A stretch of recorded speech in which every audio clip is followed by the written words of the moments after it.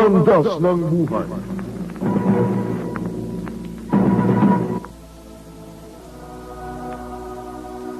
Ako ang ilaw ng sanlibutan.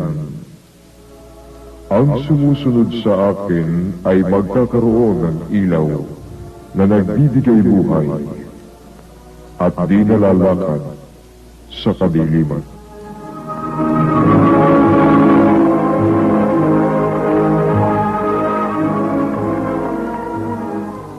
Mula sa mga karnasang hango sa tunay na kasaysayang ipinadadala ng ating mga tagapakinig, mga karnasan kung paano nila natagpuan ang tunay na liwanag sa landas ng buhay.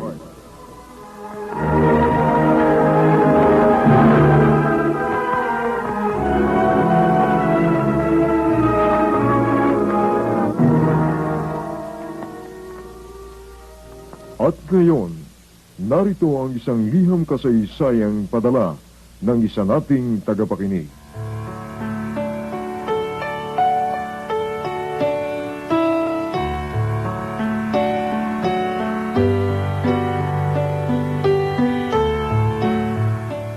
Dear Brother Mike, praise the Lord now and forever.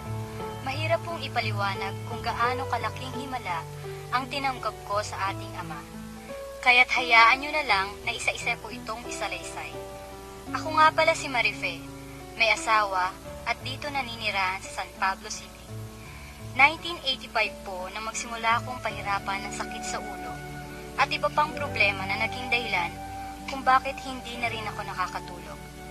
Hanggang sa payuhan ako ng doktor na kailangan ng immediate operation kung gusto kong mabalik sa normal ang aking mga ugat. Bakit kayo pumayag? Ha? Narinig man ninyo ko? Bakit kayo pumayag? Inay, wala na rahong ibang paraan para gamutin si Marife. Kailangan na talaga ang operasyon. Pero sa ulo siya ooperahan. Hindi ba delikado yon? Paano kung magkamali sila? At hindi na magising ang anak ko? O kaya mamatay si Marife?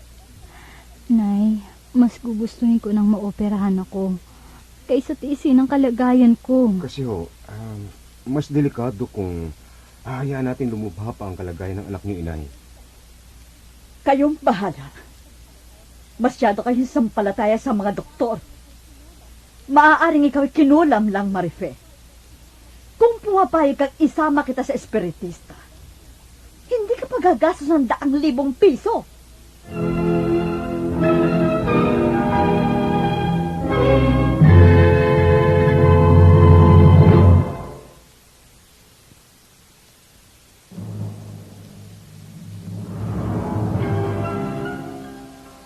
At ngayon, sa pagpapatuloy ng liwanag sa landas ng buhay.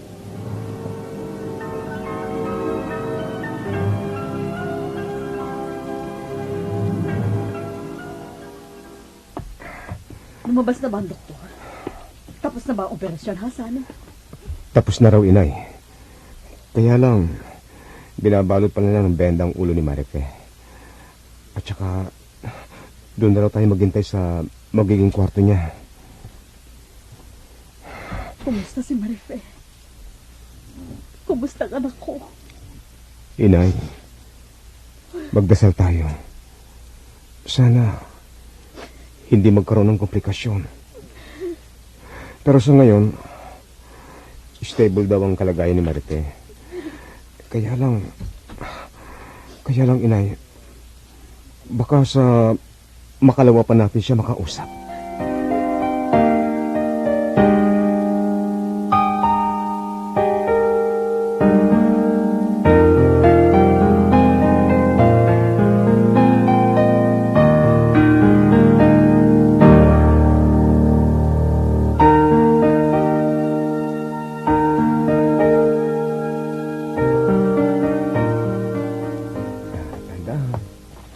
Tandaan. Yan. Oh. Teka, bakit ka tumigil sa paglalakad? Makabubuti sa ito. Para makalabas ka kagad dito sa ospital. Pilitin mo. Sunny, Anong nangyari sa mata ko? Ngayon ko lang nakita ang sarili ko sa harap ng salamin. Marife, ang sabi ng doktor, pansamantala lang daw yan. Pero, bakit ganito kalaki ang iniluwa ng kanang mata ko? Tingnan mo, Sunny. Nakikita mo ba? Malaki pa sa ping-pong ball ang pagkaluwa ng kanang mata ko. Bakit ganito ang itsura ko? Siya, Marife. Huwag ka nang umiyak. Tama na. Babalik din daw yan sabi ng mga doktor. Tayo na, halika na. Ihatid na kita sa kwarto mo. Mas mabuting si doktor mismo ang makakausap mo. Tayo na.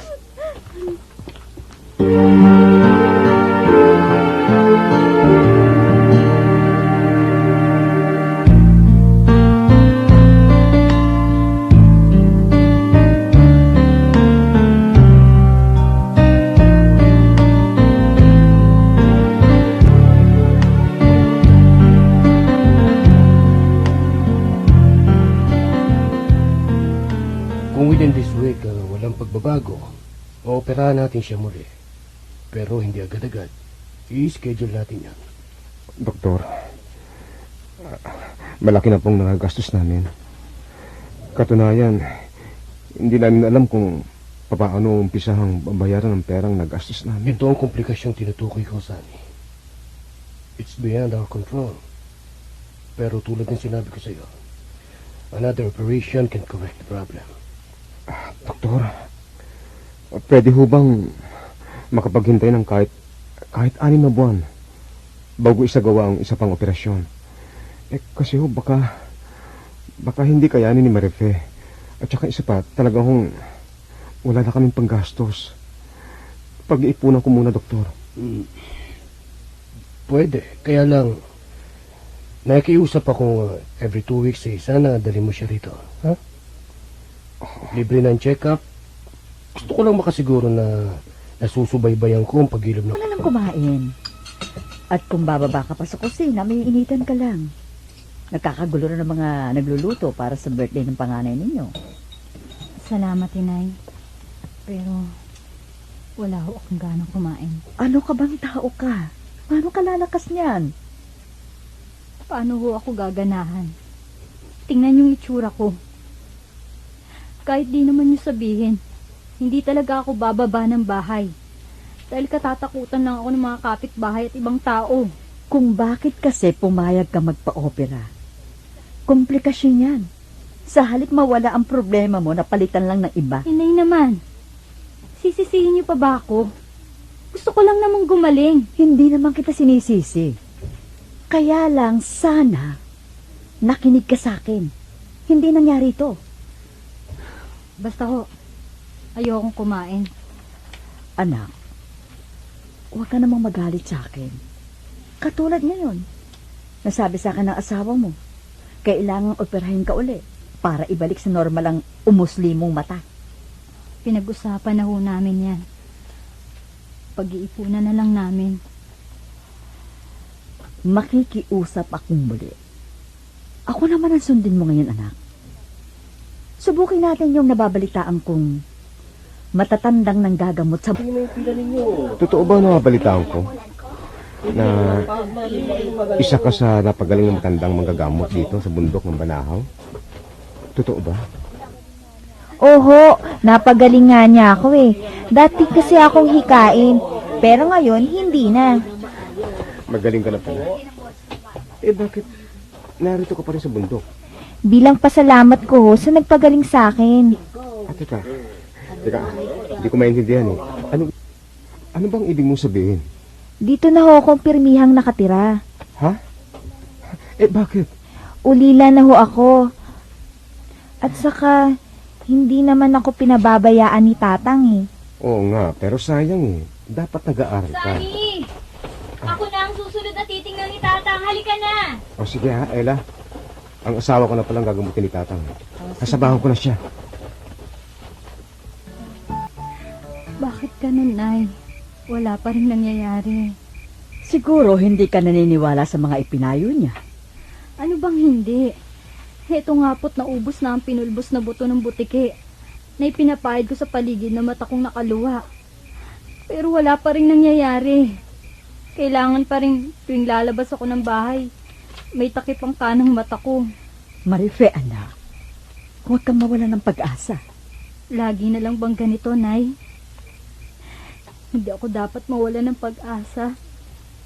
Hindi niyo kasi nararamdaman yung nararamdaman ko. Hindi ko kailangang maramdaman, anak. Dahil bilang iyong ina, mas masakit ang nararamdaman ko. Makita lang kita nakakaganyan ka. Eh, bakit nga po walang nangyayari? Lalapit tayo sa iba. Kahit libutin natin ang buong Pilipinas, gagawin natin, anak. Matagpuan lang natin ang makapagpapagaling sa iyo.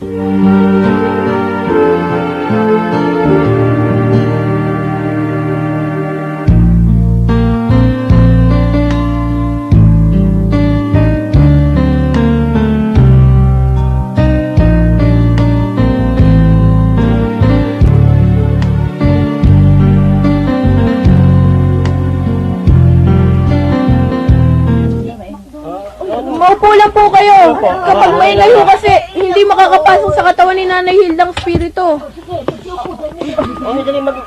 Opo, sandali lang po ha. Oo, bakit po? Pilaw kayo dito, pilaw kayo. Naku, hindi pa nga ho sumasapi kay Nanay Hildang spirito eh. Bakit? May araw bang hindi siya sinasapian? Oo, lalo na ho kapag masyadong maraming tao. Ayaw ho kasi niya ng maingay at nag-uunahan na makapagpagamot kay Nanay Hilda. Nay, umuwi na lang tayo. Nahihirapan na po ako. Maghintay na po kayo. Sayang naman ang pagod niyo sa pagpunta dito. Malayo rin ho ito sa Maynila. Oo nga naman, anak. O sige na. Hihilutin ko na lang ang noo mo para maibsan ang sakit na nararamdaman. Maghintay na tayo, anak. At baka si Aling Hilda na makapagpagaling sa iyo.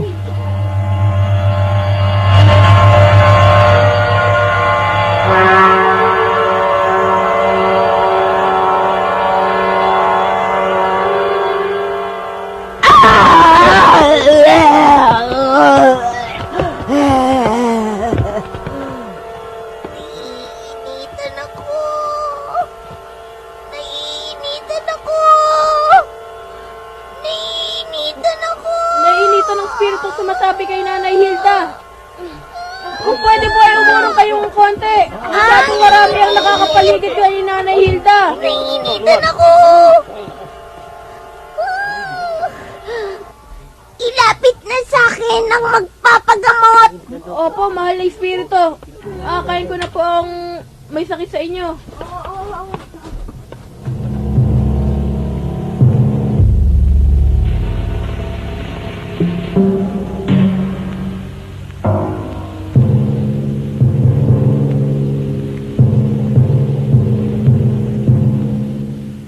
Hindi sa nakikialam ako, Sunny.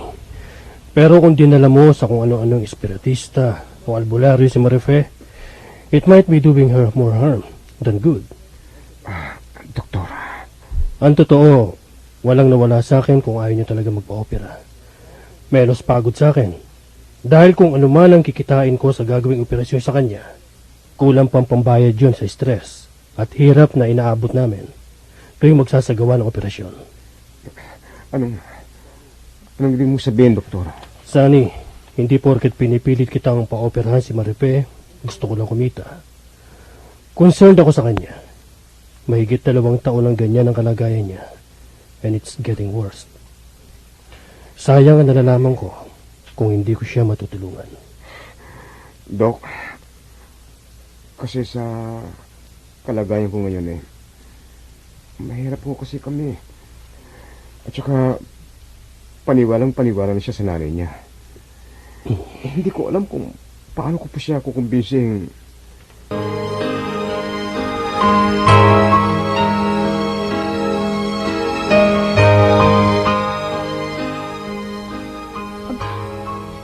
Ano ba itong nasa TV?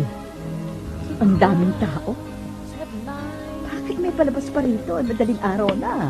Nay, nagising ho ba kayo? Ikaw bang nanonood rito, anak? Oo, hindi ho ako makatulog. Kaya bumaba ako dito sa sala para manood. Ano ba ito? El Shaddai? El Shaddai nga po. At alam mo, Nay, may narinig ako kanina na nagbigay ng testimony. Pinagaling raw siya. Pero, duda ako. Siguro, binayaran lang ang taong yun. Anong malay natin? Baka pwede tayong pumunta rito, anak. Nay, ayoko na. Pagod na ako sa kapupunta kung saan-saan.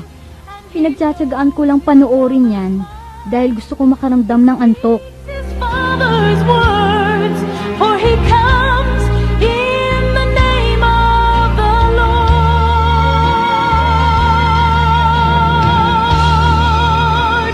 There is strength in the name of the Lord. Kung puro answered prayer tayo dito, laging masaya tayong nagsasama-sama rito, sa harapan ni Yahweh El Shaddai. Nung magkaroon ng kaunting problema, kagagawa natin, ang sabi ng Panginoon, tinang kung kung ikaw ay hindi mag-alinlangan sa iyong nasumpungan na katotohanan sa gawaing ito. Nasaan na sila ngayon? Nasaan na? Yung iba, nasa Mount Banahaw. Yung iba, nasa Manawag. Yung iba, nasa Lourdes, France. Yung iba, nasa Novaliches. Naghahanap ng katugunan sa kanilang problema ngayon. Kapatid, lalong di masusumpungan yan. Para kang si Peter na unti-unti nang lumulubog ngayon. Dahil ikaw ay nag-alinlangan sa kapangyarihan ni Yahweh El Shaddai. Purihin natin ang Panginoon. Purihin ang Diyos. Hallelujah. Ko, Tingnan niyo. nagkamali pala ako ng paggusto sa gawain na to.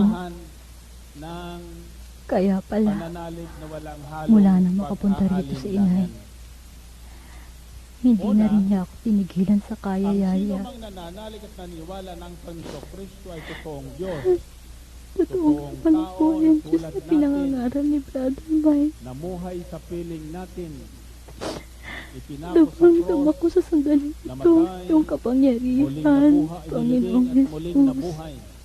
Muling nagpakita sa kanyang mga Para ligaw. akong binuhusan ng napakalamig na Tinanggap tubig. si Jesus na bilang Panginoon at tagapagligtas. Pinapawi ang At lahat ng hindi hirap sa aking nag-alinlangan. katawan Ang taong ito at ay pinapayapa ang bibigyan magulo kong ng isipan kapanatagan sa harapan ng Diyos. ko. Ayoko na po magpa-opera. Glory to God, Pero- glory to Christ Jesus. Ituro mo sa aming mag-asawa At maliban doon, sabi sa banal na kung ano nga ba ang tunay mong kalooban. Pagkatapos ng operasyong ito, babalik na sa normal ang iyong kanang mata. Bahala na po ang Diyos sa inyo, Doktor. Salamat, Maripe. Muli ka nagtiwala sa amin. Ito po ang naramdaman kong dapat kong gawin. Okay, nurse. Dali na siya sa operating room at ihanda na para sa operation. Bakit po nagkaganon? Bumalik nga sa dati mata ni Marife. Pero hindi naman niya maidilat. Kailangan iangat niya ang pilik mata para maidilat. Kung bibitawan niya, hindi ito kusang nagmumulat. Marahil na-damage na ito ng gusto. Dahil sa kung ano-anong iginamot niyo mula nang lumuha ito. Pero doktor, ang sabi mo gagaling si Marife matapos ang operasyon. Yun ho ang dapat na mangyari. Kaya nga ho ipinapaliwanag ko rin sa inyo, Mrs. Maaring nakasama ng gusto ang pagdala niyo sa kanya sa kung ano-anong albularyo at espiritista. Ang hangad ko lang ay ang kagalingan ng anak ko. Pinagsisisihan ko na yun, doktor. Katunayan, ay kaya kami pumayag na maoperahan siya muli. Dahil na rin sa pakikinig namin ng El Shaddai. Hindi pa naman siguro, Mrs. Ngunit kung talagang hindi magbabago ang kalagayan ni Maripe, kailangan tanggalin natin ang kanyang kanang mata.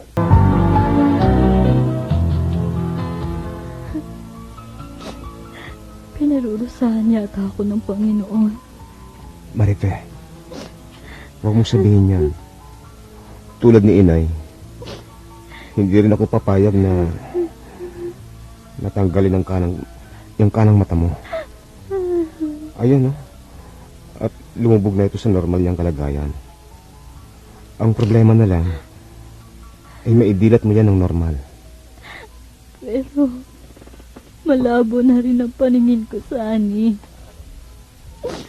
Talaga nga yatang mabubulag na ang kanang mata ko. Kasi nga, laging nakapikit.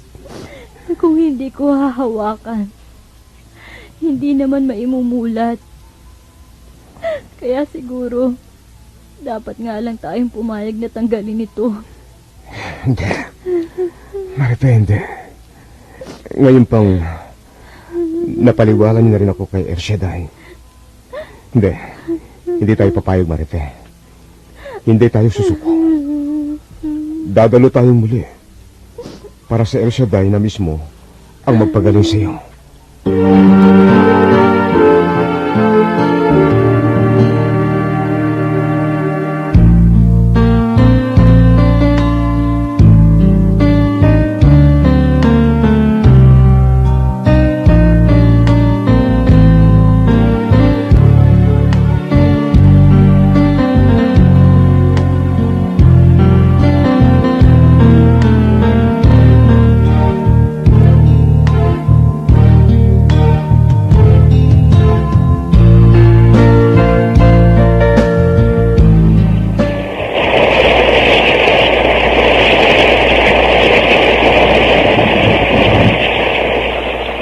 Inay, bakit nandito pa kayo?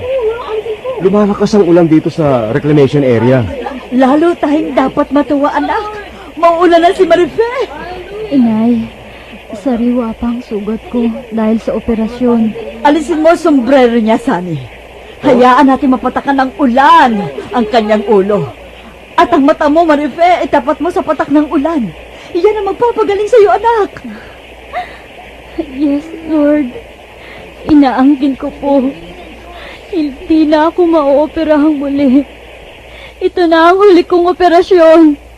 Makakita na ako ng normal at magiging normal na rin muli ang aking kanang mata. Rose Toledo, John Bleach, Ella Tanyesa, at Vilma Borromeo. Naglapat ng angkop na tunog, Jonas Billen.